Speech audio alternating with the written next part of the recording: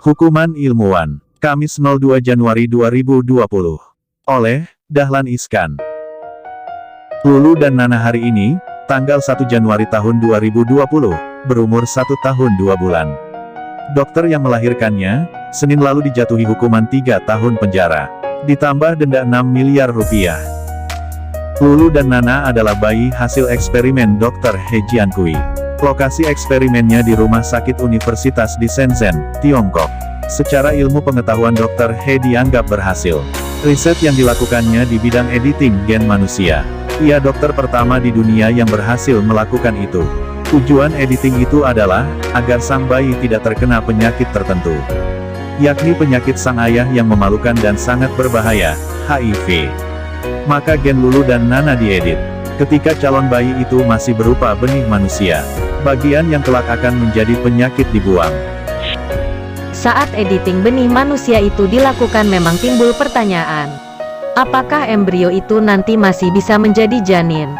Lalu, kalau toh bisa apakah janin itu akan bisa menjadi bayi yang normal? Tapi semua itu menjadi rahasia Dr. He bersama 2 dokter asistennya. Maksimum hanya sampai profesor pembimbingnya di Amerika Serikat sana yang tahu. Oh iya, ada satu lagi yang tahu. Ibu yang mengandung embrio tersebut. Rahasia uji coba kehidupan manusia itu memang berhasil ditutup rapat. Pun sampai bayi yang dimaksud lahir kembar, secara sesar. Wanita semua. Diberi kode nama penelitian, Lulu dan Nana. Sebulan kemudian bayi itu hidup normal. Yakni setelah dikeluarkan dari inkubator. Saat masih di inkubator, si kembar dibebat kain putih yang dililitkan rapat di tubuh mungil mereka. Itu akibat si kembar harus dilahirkan secara prematur. Kelahiran bersejarah itu terjadi di bulan Oktober tahun 2018.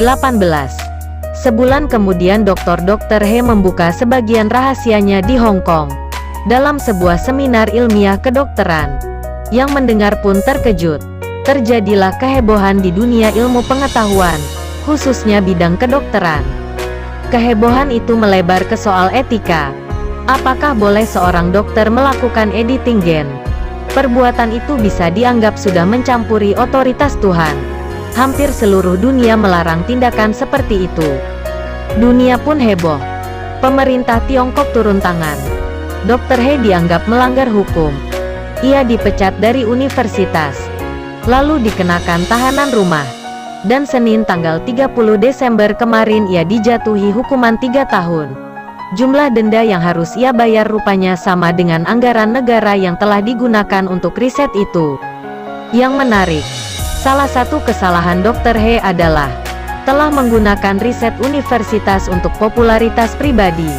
Rupanya disitulah inti masalahnya. Harusnya biarlah instansi resmi Tiongkok yang mengumumkan. Harusnya Dr. He tetap saja diam dulu, sampai penelitian lebih lanjut dilakukan. Misalnya apakah benar-benar Lulu dan Nana kebal penyakit HIV. Kalau saja penelitian Dr. He itu benar-benar berhasil, mungkin saja editing gen bisa melebar ke penyakit lain. Misalnya diabetes. Betapa ratusan juta orang tersiksa oleh penyakit diabetes yang sangat sulit disembuhkan itu. Mereka menderita diabetes hanya karena salah satu orang tua mereka menderita gula darah. Orang seperti Jaya Suprana, yang kaya raya sampai tidak mau punya anak.